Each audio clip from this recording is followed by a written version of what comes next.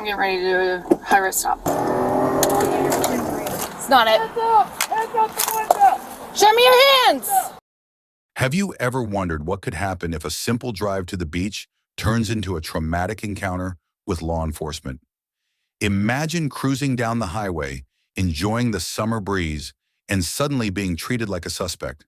Don't miss out on uncovering these shocking truths. You're watching Cops and Consequences. Subscribe now to join our community. Use your hand to open the door. Show me your hands. Face away from me. Show me your hands. Walk back to the sound of my voice. In today's episode, we delve into a gripping story that highlights the fragile balance between law enforcement and individual rights.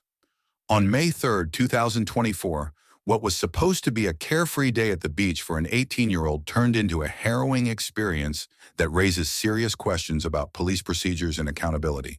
To the sound of my voice. Stop. Get on your knees. Stay there. Put your hands behind your back. Put your hands behind your back. I'm confused. So we got a hit that your car was stolen. I'm only 18. Y'all just did this and then y'all put a gun out on me. Report stolen, dear. Video evidence showed those officers pulled over the wrong car. Let me call my mama. Did y'all even read the tags? No, y'all did not. Let me call my mama. And y'all got me in handcuffs. Like Give me a second. And then gonna tell me to get down on my knees. Here's what happened. I don't want All right. Let me go. The police department tells me they've decided not to comment on this incident, whereas the city themselves, they have not returned my calls. I tried getting up with a spokesperson about 20 minutes ago. Still no answer. Lenisha Hemingway, a recent high school graduate from North Myrtle Beach, was on her way to meet friends when she was unexpectedly pulled over by the local police department. What followed was an unsettling sequence of events that left her and her family seeking justice. Can you go ahead and 10-3 the channel? I'm getting ready to do a high-risk stop.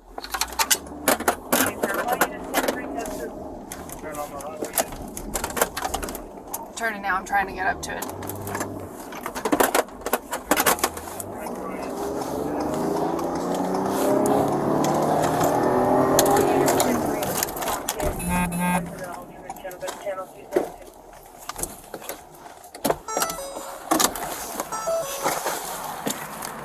It's not it. Show me your hands. Show me your hands. Driver, use your hand to open the door. During the stop, officers compelled Lenisha to exit her vehicle, forcing her to walk backwards while keeping her hands raised. She was then placed in handcuffs, all under the assumption that she was involved in suspicious activity. Use your hand to open the door. Show me your hands. Show me your hands. Show me your hands. Step out of the car. Face away from me. Face away from me. Face away from me. Show me your hands. Walk back to the sound of my voice. Walk back to the sound of my voice. Walk backwards to the sound of my voice. All right, stop. Stop. Get on your knees. Stay there. Put your hands behind your back. Put your hands behind your back. Yeah, in just a second, all right? Give me a second. All right. What? All right.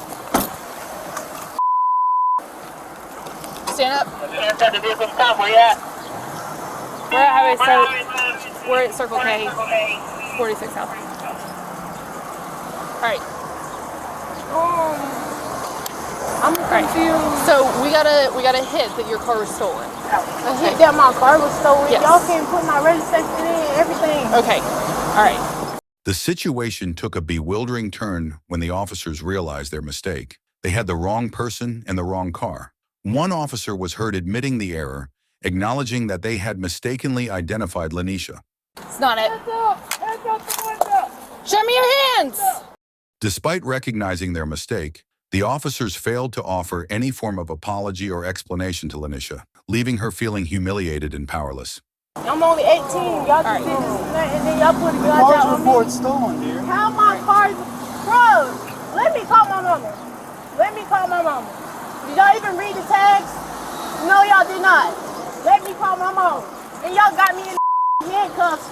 Like Give me a second. And then gonna tell me to get down on my knees. This car is stolen.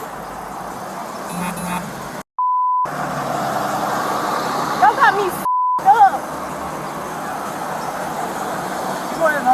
That's not it.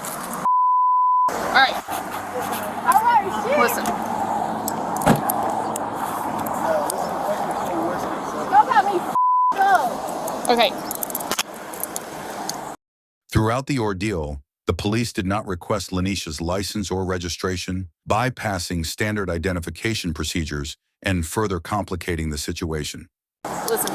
Here's what I happened. don't want All right. Let me go. What's wrong with y'all? Next time, we got to get right.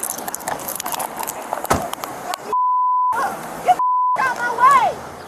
Upon releasing Lanisha, the officers did not even take her name. The incident left a lasting impact on her and her family. During a press conference at North Myrtle Beach City Hall, Lanisha's grandmother shared how the experience has deeply traumatized her granddaughter.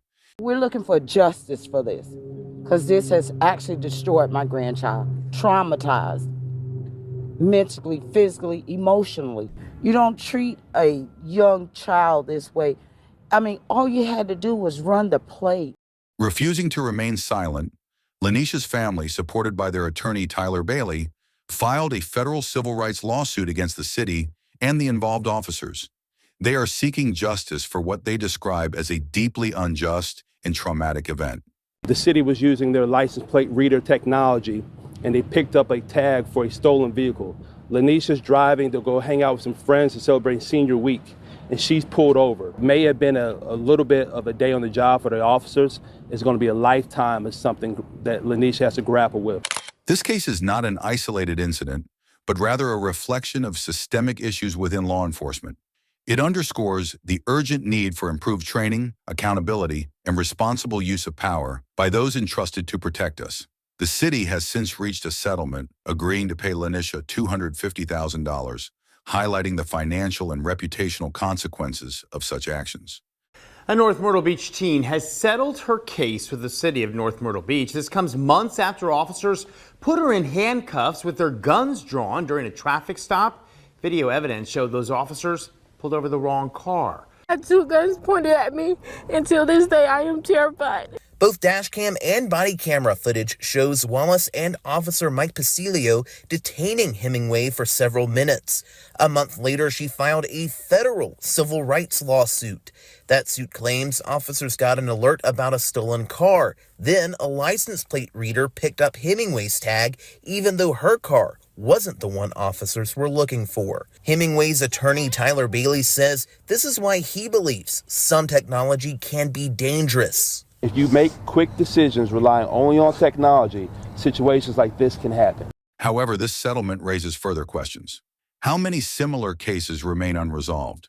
Incidents like these occur frequently across the nation, emphasizing the necessity for continuous scrutiny and dialogue to prevent recurrence.